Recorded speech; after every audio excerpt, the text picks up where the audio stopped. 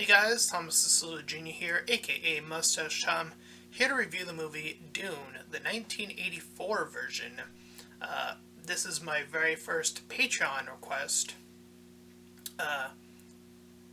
to review this movie in full. I wanted to be transparent about that. That is my very first Patreon request. Uh, as per usual, the shilling. If you end up enjoying this review, then please feel free to like, comment, and subscribe. Also, make sure to check out those links in the description. The first will head you over to my Discord server. The second will head you over to my Patreon page, and any sets of Patreons and such will gain access to more reviews like this, where I will review. If it's not something I've already reviewed, it will be something I will review immediately to the best of my ability, being as objective as possible, maintaining those standards, and so on and so forth. So I do want to thank my very first Patreon for allowing me this opportunity. I could dare say I am technically sponsored by my Patreon, I guess. It's a very fun and new feeling, and I will admit I am giddy about the prospect. I am thinking about, the possibility of doing it for video games as well. I will not deny that video games are more expensive, obviously, especially the newer video games. So that might be something I might consider doing on a higher tier Patreon thing. Obviously, newer games cost $60 to buy, so there's the price of obtaining new game, and then something additional. I think I would have to set it to $70 because 60 to buy the game, and then 70 would be for me. So I'm actually, getting money to play a video game, do a full let's play of it, and review it. So that's a bigger package regardless. So yeah. With that being said, I might make a separate video for that as well. Getting back to it, the 1984 version of Dune. So, obviously, when I had reviewed the newer movie, I had no idea that this was a remake, or this was the original version, movie version, I should say, of the Dune movie. I went in with zero knowledge of the book, or zero knowledge of this as well, so I was told again to take a look at it. I did, and I will be pretty much reviewing it. There are some similarities in the beats. I'll review it as if it's any other movie. That only makes sense. So there will be some things I'll probably be saying that, if you saw my review for Dune, will have pretty similar beats that I go over because they were in the remake to an extent, and I will say, if parts are done here better, or if they're a little bit blocky or weird or odd, things of that nature. So with that being said, the movie starts off with some narration from this woman who pretty much does her overview of what year it is, the 10,000 91 year, I believe is the year again, and how spice is their main source, as it allows them to travel without moving, whatever that means. It tries to show it in the movie to its best ability, and I think I kind of grasp what that means. It's pretty much an insta transmission if I were to translate it in another way. And that would only make sense for people who understand anime and Dragon Ball Z. But anyway, so we're told in about these things, and then we are shown the 4 planets. And the way that it is done is it shows on a screen the 4 planets. It just names them Planet Arrakis, Caladan, Gadi Prime, and Kayatan, I believe, is the 4th planet. And how some of these planets, I'm not sure if they were all named for suspicious activities among them.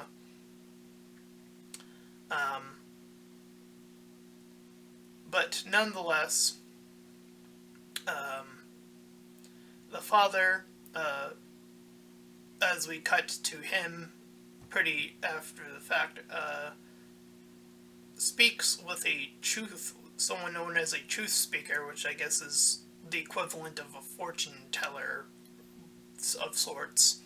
And she says that someone is coming, and indeed this, what I can describe as a transit bus-like object, moves in with these men, with a creature inside of it. I don't recall what this was the equivalent to in the remake. Yeah, he makes it, I don't know if this was skipped or not.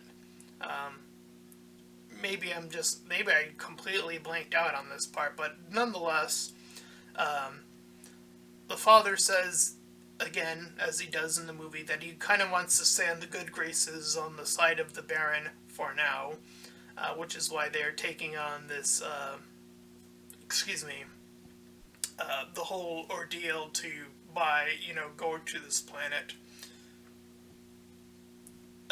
Then we cut to Caladan, where we meet our lead character Paul, and as we have seen him do before, he is looking into the planets, looking into Arrakis and what's its deal. And he hears his friends, or allies I should say, coming in. I believe the name is Journey, or Journeyer, played by Patrick Stewart, is his, I assume his instructor of sorts. And they fight, and this is where we see the shields. Admittedly, this is an old movie, so the shields do still look... The shields in this look particularly super blocky. It looks a little bit jank. So there is that. And maybe it's just both of these movies, but I still don't understand the point of the shields in either version. Maybe the books explain this better. Maybe, I don't know. It's just so weird. And because it seems like the shields seem to only delay the pain sometimes. But outside of that, I'm not exactly sure what the entire point of the shield is, how much it is actually protecting you. So what is the value of these shields in this world? Still a little bit unclear on that, even in this version as well. So again, I am pointing out flaws, as well as praising when this movie is doing good. So, again, being as objective as possible here. Anyway, they have knives to each other, so it's sort of a tie. And here, pretty early on, we see that Paul, as a character, seems to have at least a little bit more of a personality, as he does seem to laugh at something. I noted that. I didn't... he was talking with somebody, and they mentioned, about how... I actually didn't write it out. It seems it got cut off in my notes, but regardless, there is, I feel, a little bit of a bit more character here for Paul at the bare minimum, which is probably very important considering he's the main character here. He's the character that we need to be the most invested in, if anything, and that is definitely something I noticed that the newer version lacked. is that the main character in that version, the newer version, his ability to emote, his ability to act definitely is a little bit more spaced out, I feel. The two moments where I felt like he's the most genuine was the moment we met with Duncan, in the part where he takes the test, are the two emotional highlights of that version, the newer version. Anyway,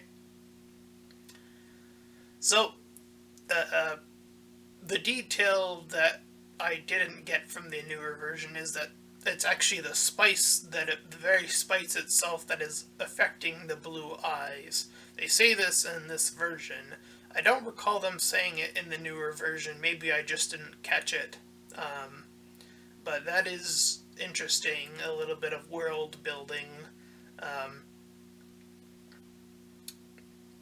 And again, how they are seen in this movie as well, the blue-eyed group, is slightly different here as well, and I'll get to that more in a bit.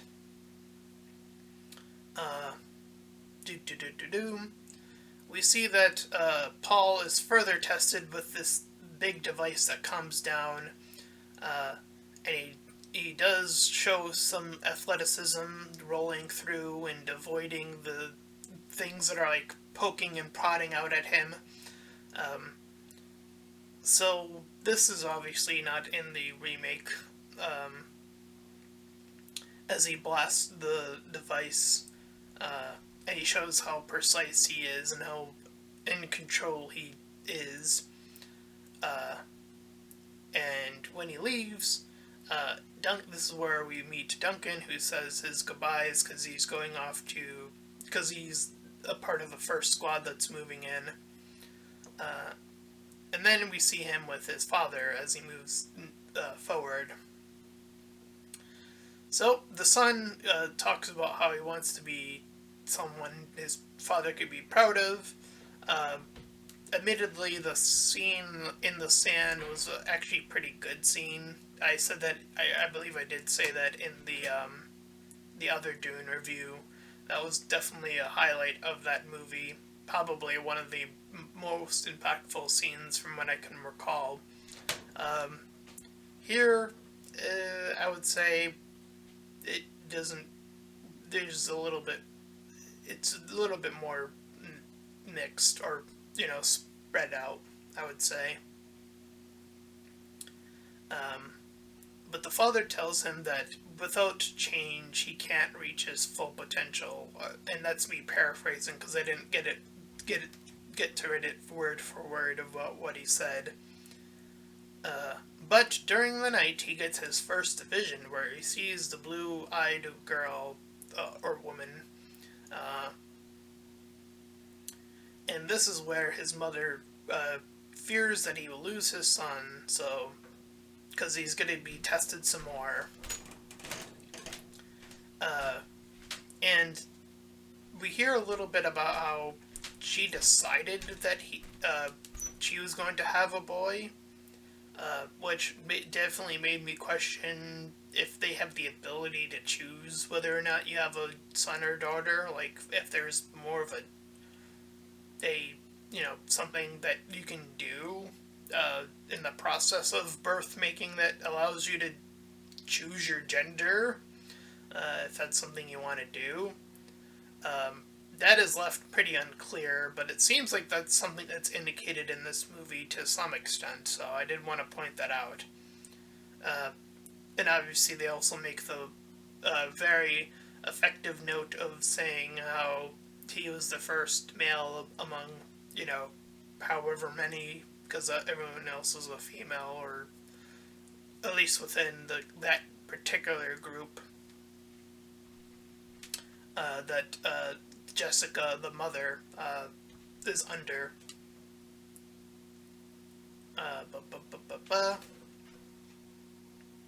So, they go to the truth seeker, who is disappointed in the mother, and she uses the voice, the truth seeker does, on him, uh, and it does eventually work. And it does show that he's visually struggling, something I don't remember happening in the original, or the remake, I should say. And then we get the box scene, and this was in the remake as well, where he places his hand inside a simple box, but what is inside is claimed to be severe pain. Here, we actually see the visual of his hand burning, so now, in this version, we actually get a sense of what he's actually feeling outside of, him having to perform that. We actually also see it as well. Since films are a visual media now, it's in my head of, oh, that actually does hurt. Whereas the remake leaves it to a mystery. And I don't know which one is necessarily better. They're both pretty effective. One's a bit more direct and one's just a bit more mysterious. I don't think there has to be an answer to what is the actual pain. I think having the actor having the ability to express that pain can do enough. But there is a very distinct feeling with this version you're getting here, where you're getting the exact pain, the burning sensation, what that actually looks like.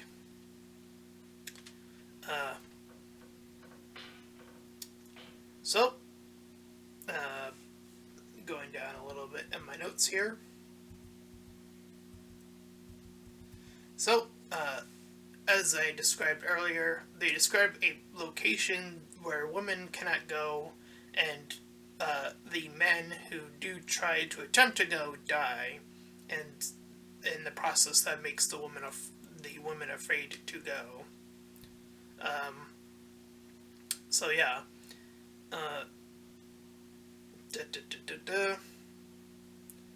So, we see that Paul is starting to gather some of his own fears, fearing for his father's death, and what time that might come. We cut to then some guy named Gidei Prime, a man who prays about motion, and we see him moving. We meet the Baron, this disfigured fat man. So now I know why they have him the way he is in the remake. And his plans to crush the Atreides, and the Baron, I will say in this version, I would probably say he's definitely a lot more creepy here. His evil intent is put on way more display here, as he eyes up this flower lady, and at first I thought he was like sexually oogling her, and he floats up to her in his fat suit, and then he like pulls out this key thing from her, and then like her blood just starts pouring out, and he's like, the best word I could describe it in is like sort of reining it in, or like basking in the blood is the best way I can describe what he's doing here. So yeah, that's a whole thing that I'm pretty confident isn't in the remake, because I don't remember that movie having any blood in it, to my knowledge. Anyway, so the three of them, as we cut back to the father, the mother, and Paul traveling to the planet, and throughout the movie we hear characters' thoughts, sort of being told, and it's usually done with expressions, and the dialogue over telling us, what they're thinking within certain moments. And I think I was told at some point, or read it about it somewhere, about how the book is written in such a weird way, where that is like the implication of like how people discuss certain things or feel certain things. So I guess that's a interesting way of doing it in a simplistic manner, I suppose. Because I don't remember it in the remake at all. The characters think speaking or whatever it is that they do. Anyway, they fly into this huge golden doorway, and we see again the ship folding into space, as they put it, to fly closer to Dune, or insta-transmit to Dune, I should say. So, when they arrive, a blue-eyed woman speaks of a holy way to cleanse the universe and bring them out of this darkness. And this is all done, again, through narration. And there's definitely a lot of stuff about prophecy, God, Messiah. So this version definitely has a heavier vibe of religious aspects that I don't hear anywhere in the remake. So I'm not sure where how heavy the religious speakings are, comparatively speaking, to the books per se. So just wanted to note that as well.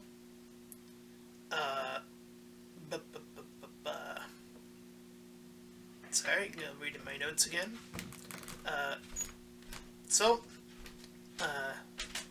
A new narration tells us how the armies have been faring as we see them sort of moving about. We meet it back up with Duncan, who believes that they can be allies with the Blue-Eyed group. I just call them that for simplicity, because I always forget what they're called. And we see that these men that are working there are starting to find these several sabotage devices. Excuse me. And this is where we see the doctor, the traitor, or one of them, speaking with the father and the son. And he explains how, Dr. Kins, not the traitor, but this other guy, one of the blue-eyed men, who shows him how to put on the suit first for the father, and of course when he gets to the son already has it prepped up. And again, that bit of mind speak enters his mind about how he could be the one that they need, because he seems to be already getting that fast sort of learning curve to this material and how it works.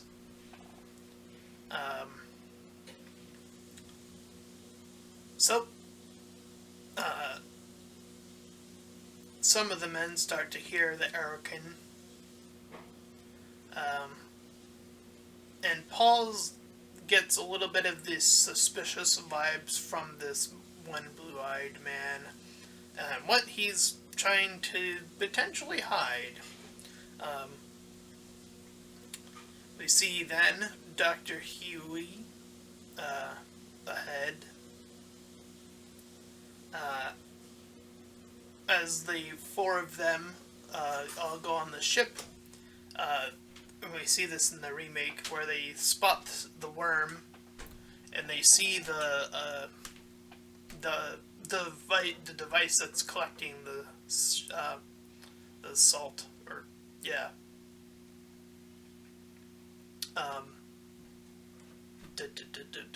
I got lost again. Sorry.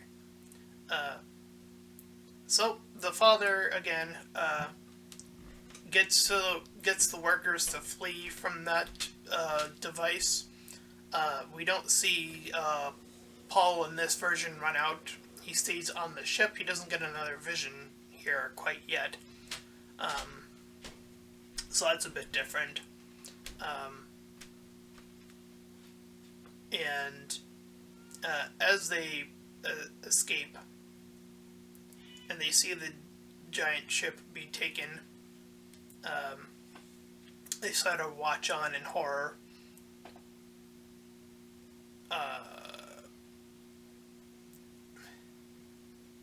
So we cut to then the Duke, or the Doctor's mind thoughts about how he feels about the current Duke, the father, and how he trusts him after seeing how he handled the situation. Meanwhile, we see the mother inspecting some of these cleaners that are on the planet, and one of the cleaners warns her that there's something afoot.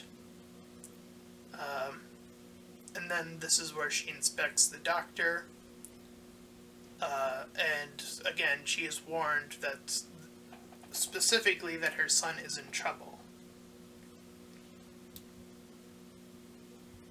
Meanwhile, Paul gets a vision now. After eating some of the sand or something from the salt,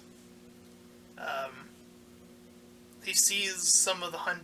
Then when he awakens, he sees the hunter-seeker, which is significantly smaller in the remake. But he manages to grab it before it attacks the servant who tries to open the door. And she, in favor, warns him that again there is a traitor among their group. Now I don't recall his name.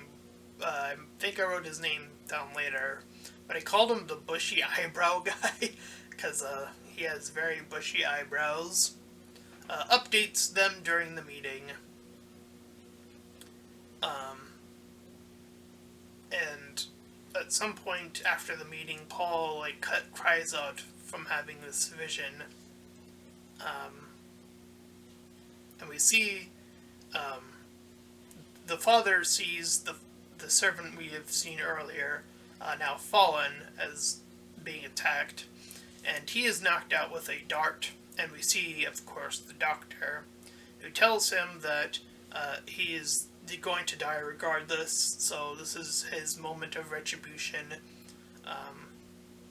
And we also hear that the shield is down, so this is all that he has caused. And the attack obviously starts, and I will say, for the setup of this, it was a lot more clear that the Doc was the traitor. In the remake, I felt like they were trying to keep it more of a mystery up until the last possible second. And I don't know, I do feel like having a few more hints in this regard is a little bit more effective, since this isn't necessarily a mystery per se. I don't think you have to necessarily hide that many details in that way. Anyway, so the Baron appears speaking to the mother, who is, not particularly moving, and he, fucks off as soon as he's done gloating, and, they capture the mother and, Paul in the process. This is where they take them to hide both of their bodies to the worms. This is where we see Duncan move in, and unfortunately, just like in the remake, Duncan is killed. And I will say, again, Duncan's character in this is a little bit portrayed a lot differently here, and I will say his death is pretty pathetic here as well, unfortunately. I'm just gonna admit it, his death is kind of, just a little bullshit. Or I should say, not bullshit, but I should say there's not as much fanfare. But again, his whole character definitely feels different here. Duncan in the remake definitely seemed to have more of a warrior personality. Here he seems a little bit more strategic. So yeah, a little bit of that difference there.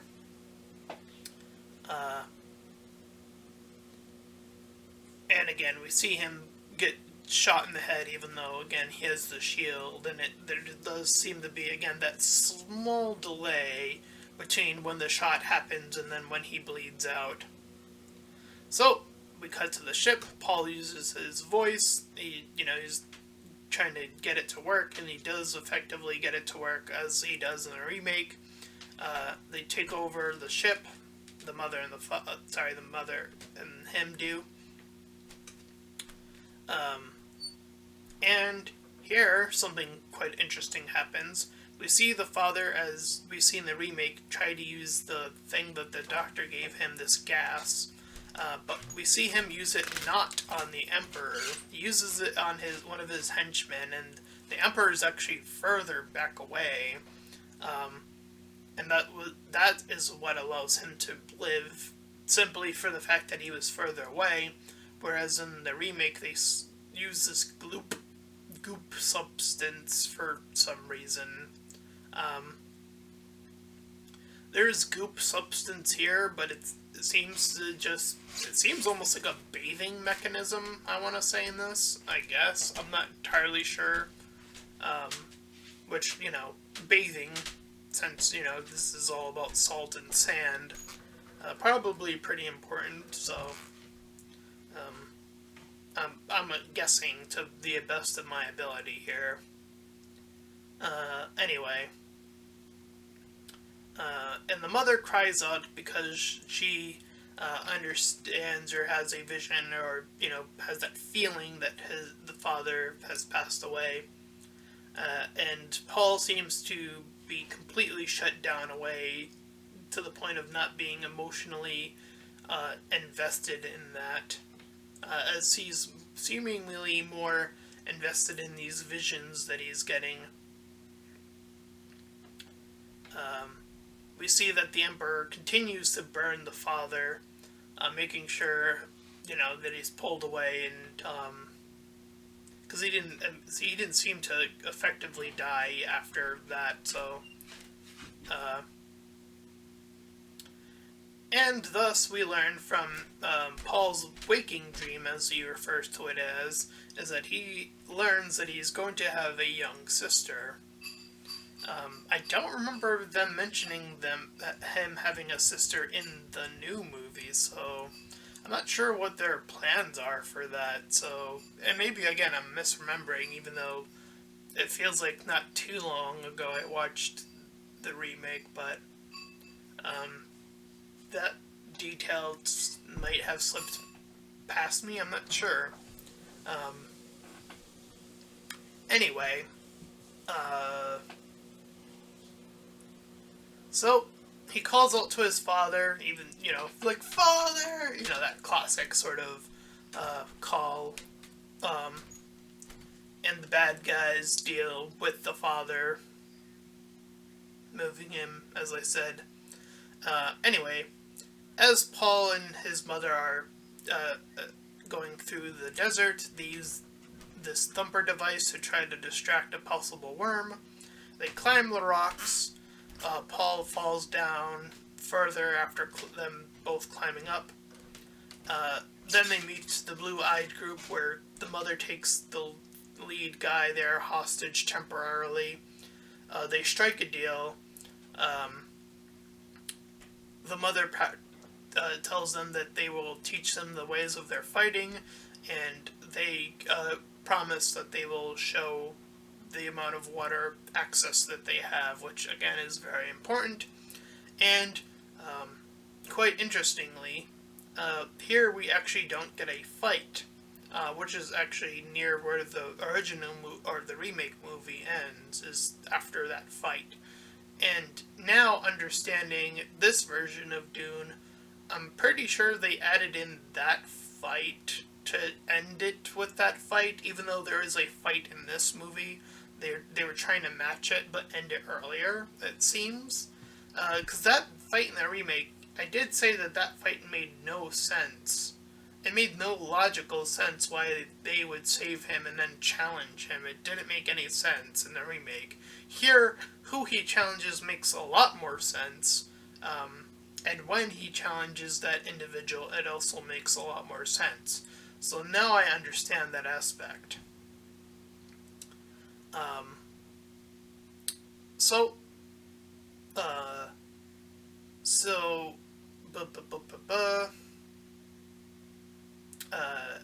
Hold on. I Gotta find him. Okay. So he also meets, I believe her name was Trani, the young crush girl. Her role is very minute here as it is there, admittedly. Um, but regardless, let's see, yep. So Paul, taking on this new prospect and deal, changes his last name to Modib, or something like that.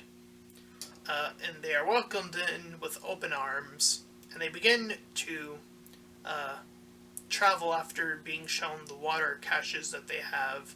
And that when they traveled, that's where the remake ends, is them traveling. So this movie continues. Past that point, this tells the whole story of Dune in the 2 hours that it has, whereas apparently the remake of Dune feels like it needs to extend the second part a bit. I don't know.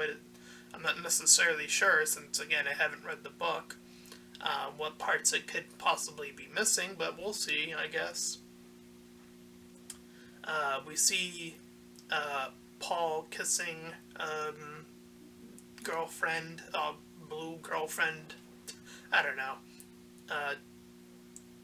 Again,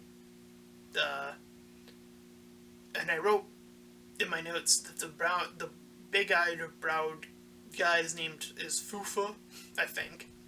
I could have misheard his name, honestly.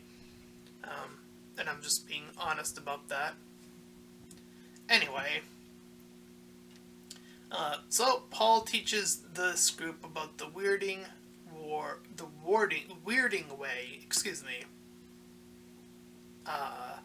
And from that, he is then able to summon the big worm to him.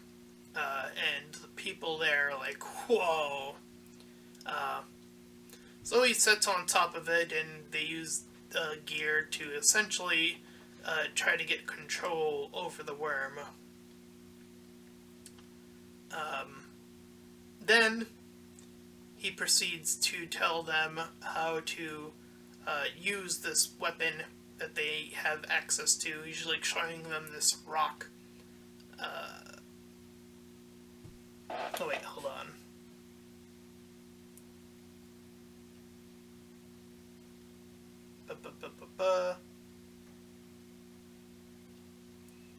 Yeah, and if I didn't mention it, Paul's eyes did turn blue at some point between the time skip.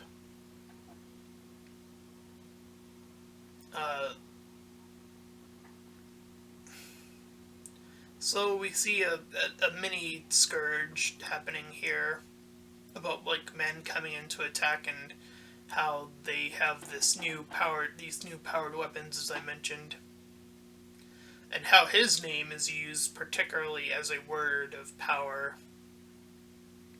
And through the narration, we learn that 2 years pass, and Paul is continuing his war that he is going down with, and his sister ages up rather quickly according to the stuff here.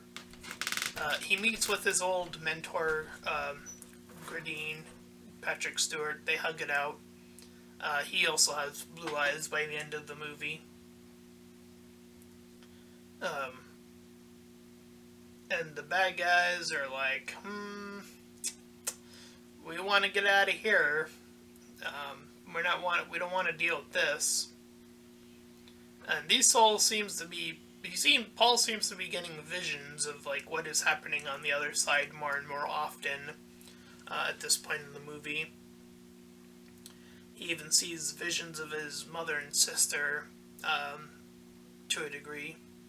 And this is when he awakens.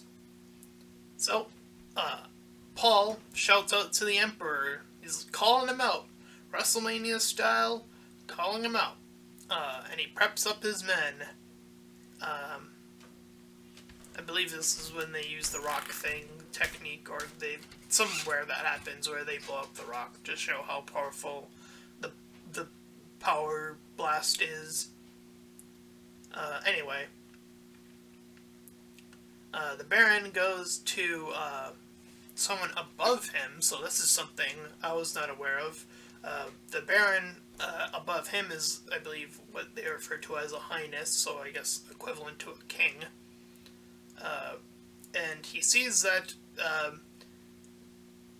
one of his henchmen's heads has been taken and shown as a display. And there is Paul's sister. I didn't catch her name. I think it's like, I don't know. I honestly don't remember. Sorry. But she's there, and she uses her power words to distract, to essentially warn and play a bit of a puppet card here against the Baron. And she's so effective at it that she's able to pull him in, and she pulls on his cords like he did earlier in the movie. So he's whisked away into the worm as the building collapses, and our crew, Paul's crew, have obtained the worm, are riding the worm. The worm again eats him.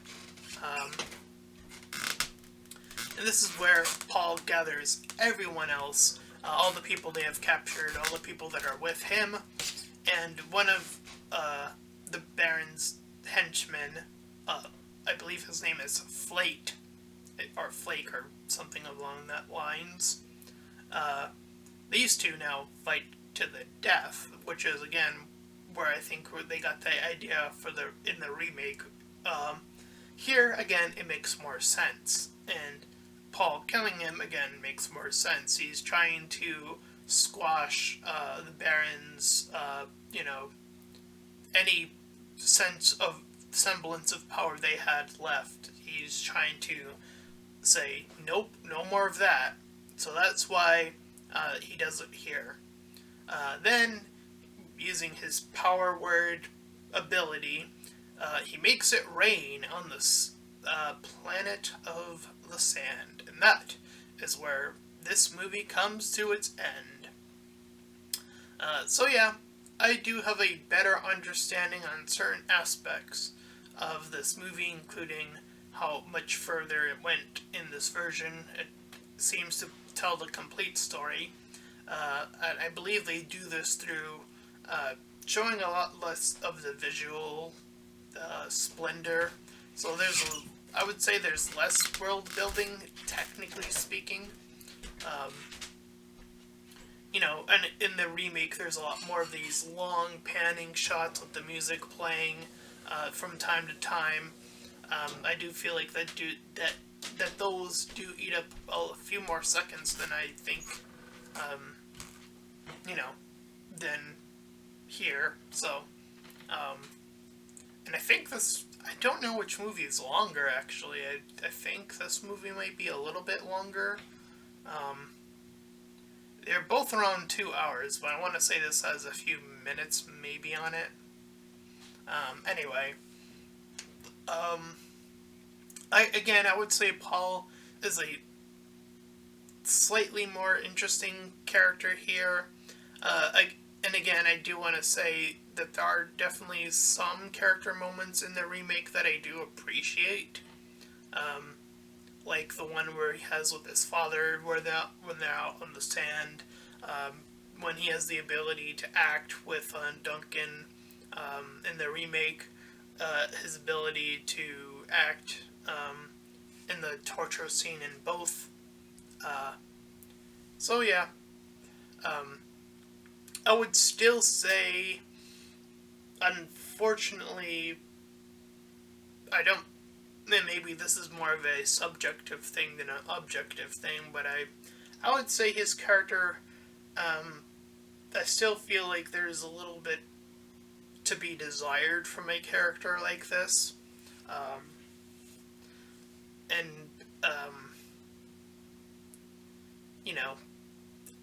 It's a bit hard to say about what character archetype he necessarily falls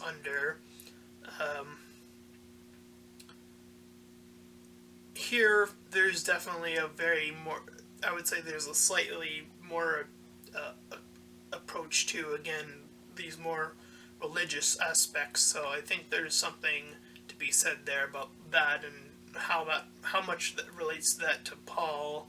I guess that's going to be depending on how much you pick up and directly pinned to his character.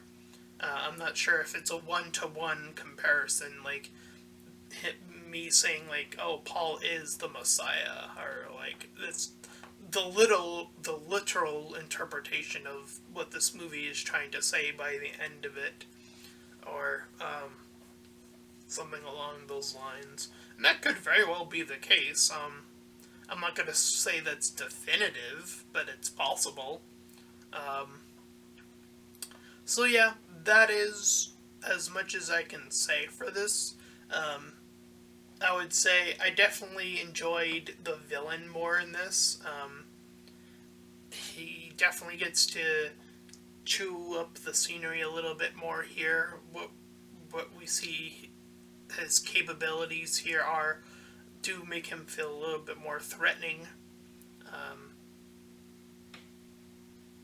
And him being alive does make a lot more sense here.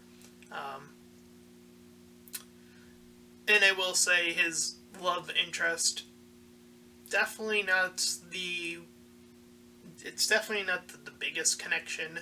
And I guess I think a consequence of that is like, having like something like Star Wars, where like you see, like for example, Han and Leia's connection, for example, and you definitely get a bit of a different. And I don't know if that's a direct comparison to make. And I think another problem, again, is that her role in this movie, definitely I would argue both movies, is a little bit minute. Again, she comes in these visions, and when they meet her, she doesn't really offer too much except to keep him alive. So I'm still curious as to what her character is supposed to be exactly. So yeah, definitely still has some issues here. I don't know if, I don't even remember what the score I gave. I probably gave it slightly lower than a 6 out of 10, which is like good, but it definitely has some issues. Because I think this is where I would put this movie, is like a 6, but closer to a 7 out of 10. But there are definitely still some, issues. And I don't know how much of that is a result of the book, per se. I don't know, like, how much personality does she have in the book, for example. I don't know. She could be a really well-written character for all I know. That's entirely possible, again. Can't say. So yeah, that is my full review of Dune, the 1984 version. I once again thank my first Patreon supporter for allowing me this opportunity. I hope I do get more opportunities in the future from this review. And with that said, if you did like this video, then please feel free to like, comment, and subscribe. Also, make sure to check out those links in the description. One will head you over to my Discord server, and the other to my Patreon page. And now that I have my first Patreon supporter, I look forward to any more Patreon supporters coming in and filling me in with some more movie suggestions. Maybe some more older movies. Who knows? That's a wait and see, definitely. But I look forward to anything and any possibilities, as long as it, I guess technically fulfills the guidelines of YouTube, even though I did that one review that one time. But that's for That's for a special, though. That's for like a 100 subscriber special, for example. Anyway, that's my full review, and if you ended up enjoying it, then do all the stuff, and until next time, everyone, bye-bye.